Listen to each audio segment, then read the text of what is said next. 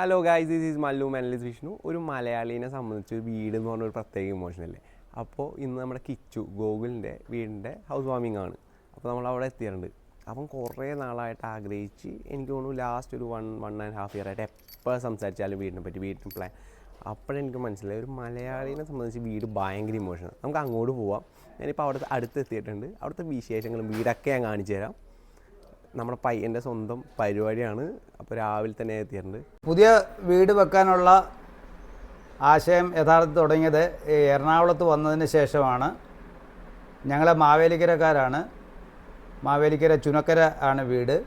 ഇപ്പോഴും വീട് അവിടെ ഉണ്ട്. മോൾക്കൊരു വീട് എറണാകുളത്തായപ്പോൾ ഉടൻ എനിക്ക് തോന്നിയ ഒരു ആഗ്രഹമാണ് മകനും കൂടി. കാരണം അദ്ദേഹവും ഇവിടെ തന്നെ പഠിക്കുകയും രാജഗിരി കോളേജിൽ പഠിക്കുകയും തുടർന്ന് ജോലി ഇൻഫോ പാർക്കിലാകുകയും ചെയ്തതിനെ തുടർന്ന് മോളുടെ കൂടെ തന്നെ താമസം തുടങ്ങി. ഗോകുലിൻ്റെ, അതായത് എൻ്റെ മകൻ്റെ വിവാഹം നിശ്ചയിക്കുകയും മോതിരവിടിയിൽ കർമ്മം കഴിയുകയും ചെയ്തു.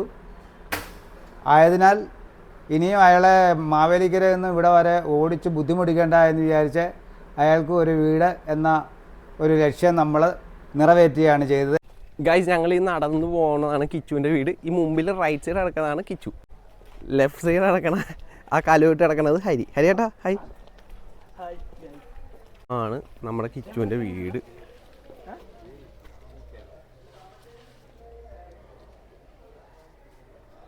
കണ്ട കിച്ചു പണിയെടുക്കുന്നു വീട്ടിലെ.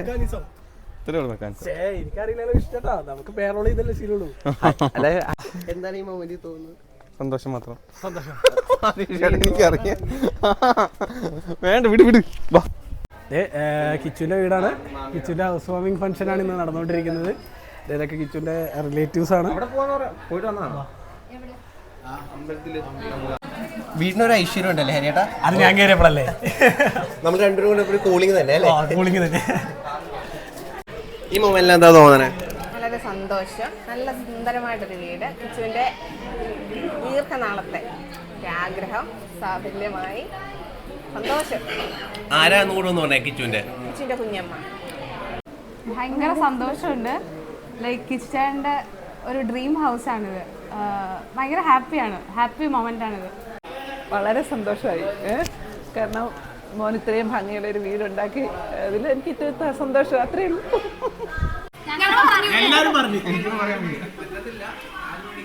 ഇത് പണ്ട് മുതൽ ഇൻട്രോവേർട്ടാണ്.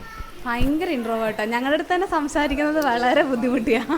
ഇങ്ങനെയാണ്, എന്താണെന്നറിയില്ല. നമുക്ക് മധുരം വേണമല്ലോ, എല്ലാത്തിനും ഒരു മധുരം വേണമല്ലോ. അപ്പൊ മധുരത്തിൽ നമുക്ക് തുടങ്ങാം. അതൊന്നും അറിയില്ല. പിള്ളേരുടെ തീരെ മിണ്ടാറില്ല എന്നാണ് ഞങ്ങൾക്ക്. വീട്ടിൽ പോലും മിണ്ടാറില്ല. പിന്നെ ഈ വരുന്നതാണ് കിച്ചുവിന്റെ ചേച്ചി. ഹായ് കൊടുക്കൂ. This is Rudra baby, baby. ഇതാണ് ആ നിൽക്കുന്നതാണ് കണ്ണൻ ചേട്ടൻ. ഞാൻ കുറേ നേരം ക്യാമറയിൽ സംസാരിക്കാൻ പറഞ്ഞു. പുള്ളിയും ഇൻട്രോവേർട്ടാണെന്നാണ് പറയണത്. എനിക്ക് മനസ്സിലാവാത്ത ഒരു വീട്ടിൽ എല്ലാവരും ഇൻട്രോവേർട്ടാവും, എനിക്കറിയില്ല. നമ്മളിപ്പോൾ കണ്ടുകൊണ്ടിരിക്കുന്നത് സീരിയസ് കിച്ചു.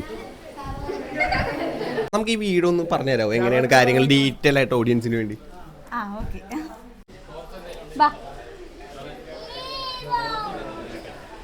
ഇത് ഫോർമൽ ലിവിംഗ് റൂമാണ്.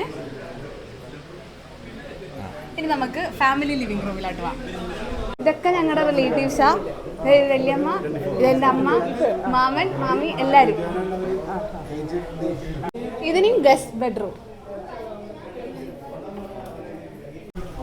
ഇനി ഈ വീട്ടിലെ മെയിൻ സംഭവം, ഒരു കോട്ടയാടുണ്ട്, ബുദ്ധനുണ്ട്, മൊത്തത്തിൽ പച്ചപ്പാണ്.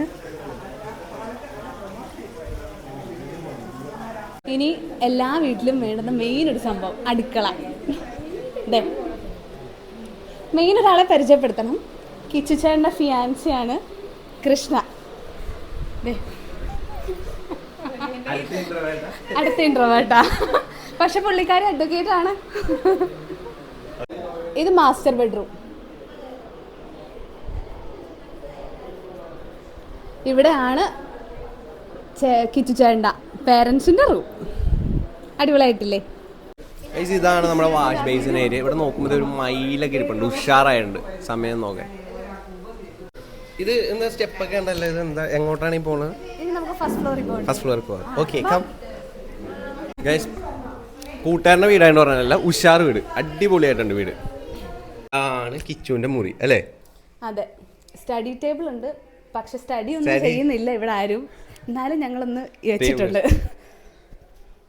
ഇത് ഇവിടെ നിന്നുള്ള വ്യൂ ആണ്, റൂമിൽ നിന്ന് നോക്കി ഇങ്ങനെ വ്യൂ. പണ്ടും ഏറ്റവും ഇമ്പോർട്ടൻറ്റ് വാഷ്റൂമാണ്. അതെ, ടോയ്ലറ്റ്. രാത്രി അവിടേക്ക് ഇരുന്നാണ് പബ്ജി കളിക്കാറ്. ബാത്റൂം ആണ് ഇന്നും ഒരു വീക്ക്നെസ് ആയിരുന്നു. അതെ, ഇതാണ് ടോയ്ലറ്റ്. തള്ളാൻ പറ്റുള്ളതല്ല, ലോക്കാണ്. കിച്ചൺ സമാധാനമായിട്ടിരിക്കാനുള്ള സ്ഥലമാണ്. ഒരു മെന്റലിസ്റ്റ് ഒരു വീട്ടിൽ പോയാൽ എന്തെങ്കിലും മെന്റലിസം പെർഫോമൻസ് കാണിക്കാതെ അവിടുന്ന് പോരാറില്ല. അതുകൊണ്ട് ഈ പിള്ളേരെ വെച്ചാണ് നമ്മൾ ചെയ്യാൻ പോകുന്നത്. നമുക്കൊരു സംഭവം നോക്കിയാലോ. നിങ്ങൾക്ക് നടക്കാൻ പറ്റില്ല, ഒന്ന് ട്രൈ ചെയ്ത് നോക്കാം. പറ്റൂല, പൂർണ്ണമായിട്ട് ഉറച്ചിട്ടുണ്ടാവും. കണ്ണടച്ചുകൊണ്ട് തന്നെ നടക്കാൻ ട്രൈ ചെയ്യോ? പറ്റണ്ട, ഉറച്ചില്ലേ? എന്താ ഫീൽ ചെയ്യണമെന്ന് പറഞ്ഞേ. നടക്കാൻ പറ്റുന്നുണ്ടോ? പറ്റുന്നില്ലല്ലോ, പേടിക്കണ്ട.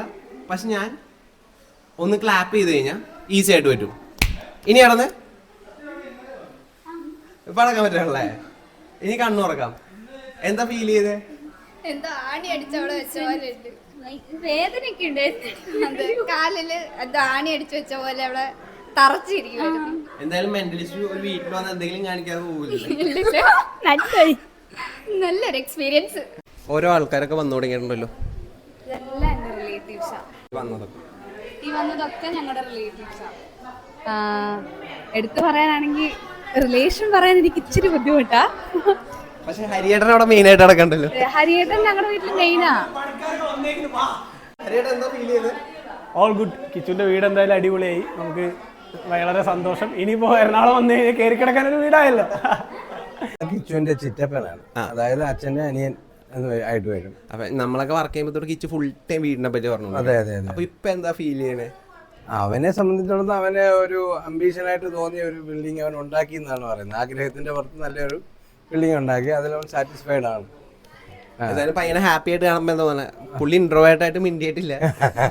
പുള്ളിക്ക് സന്തോഷം കൊണ്ട് ചിലപ്പോൾ മിണ്ടാൻ പറ്റാത്തതായിരിക്കും. ഓരോരുത്തർ ഓരോന്ന് ചോദിക്കുമ്പോഴേ അതിനുള്ള മറുപടി പറയാൻ സന്തോഷം കൊണ്ട് പെട്ടെന്ന് ഒന്നും മിണ്ടാതിരുന്ന് പോയത് അതായിരിക്കും സംഭവം. അതായിരിക്കും. Feeling good, feeling very good.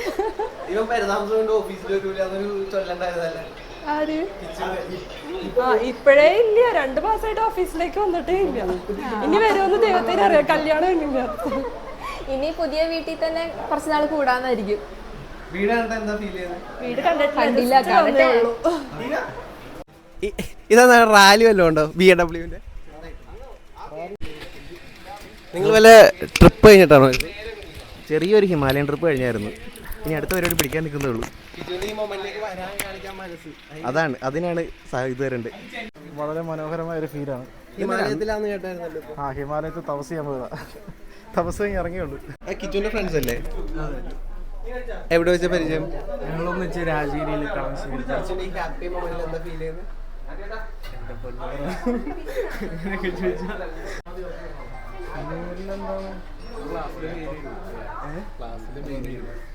ക്ലാസ്സിലെ മെയിനായിരുന്നു. വേറൊന്നുമില്ല, സുഖം. ഇത് ഈ ഹെൽമെറ്റ് എപ്പോഴും കൂടെ ഉണ്ടാവും. പോലും കെട്ടിപ്പിടിച്ച് ഇറങ്ങാറില്ല. എനിക്ക് ഹെൽമെറ്റ് ഇട്ടിട്ടുള്ള ജീവിതമില്ല.